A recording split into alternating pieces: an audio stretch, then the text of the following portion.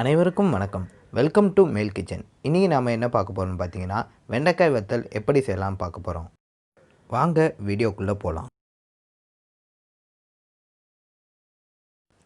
இன்றைக்கி நான் 10 கிலோ வெண்டைக்காய் எடுத்து வச்சுருக்கேங்க. அதை நல்லா கழுவி அலசி எடுத்து வச்சுக்கலாம்.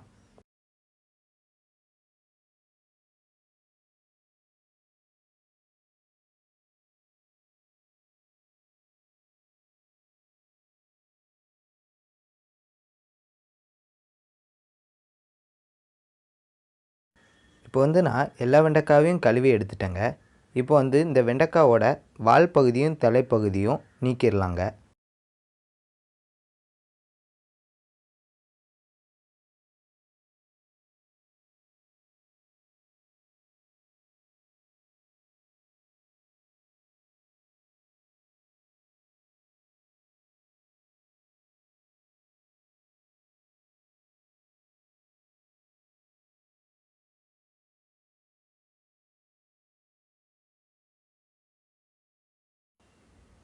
இப்போ பார்த்தீங்கன்னா, இந்த 10 கிலோ வெண்டைக்காயிலையும் அந்த தலைப்பகுதி வால் பகுதி கழித்து ஒரு 2 கிலோ போல் நமக்கு வேஸ்ட்டு சேர்ந்துட்டுங்க.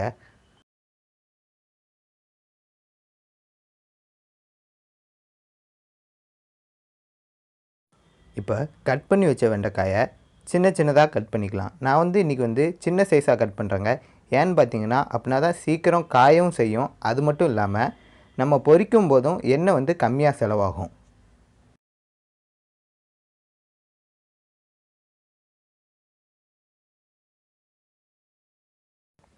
இப்போ எல்லா வெண்டைக்காயும் வெட்டி எடுத்தாச்சு. இப்போ இதை அப்படியே நம்ம பரத்தி வெயிலில் காய போட்டுடலாங்க.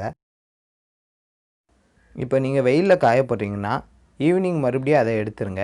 எடுத்து வச்சுட்டு மறுநாள் அதே மாதிரி மறுபடியும் காய போடுங்க. இதே மாதிரி வெண்டைக்காயை மொத்தம் 2 நாள் காய போடுங்க. 2 நாள் காஞ்சக்கப்புறம் வெண்டைக்காய் உங்களுக்கு நல்லா காஞ்சிருங்க. இப்போ நீங்கள் காலையில் காய போடுறீங்கன்னா ஈவினிங் ஒரு பாத்திரத்தில் அதை அள்ளி வச்சுருங்க.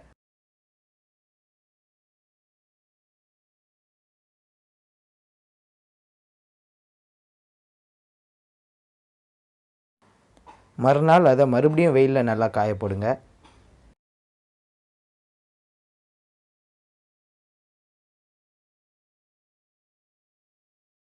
நல்ல வெயில் இருந்ததுன்னா 2 நாள்லேயே நல்லா காஞ்சிரும். எனக்கு 2 நாள்லேயே நல்லா காஞ்சிட்டு, காஞ்சதுக்கப்புறம் இதை ஒரு பாத்திரத்தில் மறுபடியும் எடுத்து வச்சுருங்க. இப்போ இதோட அளவு பார்த்திங்கன்னா, நான் 10 கிலோ வெண்டைக்காய் எடுத்திருந்தேங்க. காஞ்சதுக்கப்புறம் இது ஒரு 5 கிலோ போல் தாங்க இருக்கும்.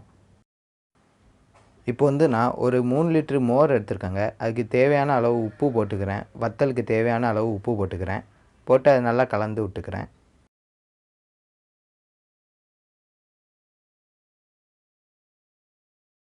இப்போ இந்த மோரை காஞ்ச அந்த வத்தல் மேலே ஊற்றி ஒரு 10 நிமிஷத்துக்கு நல்லா ஊற விட்டுறலாங்க.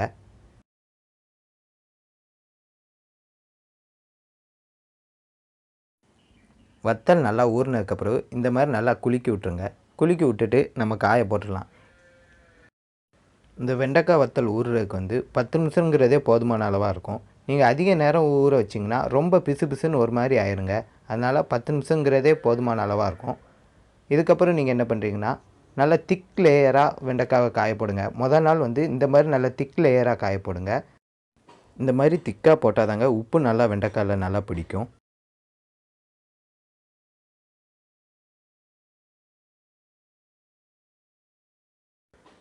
இது நல்லா காஞ்சதுக்கப்புறம் இதை நல்லா பரத்தி இந்த மாதிரி காய போட்டுருங்க. 2வது நாள்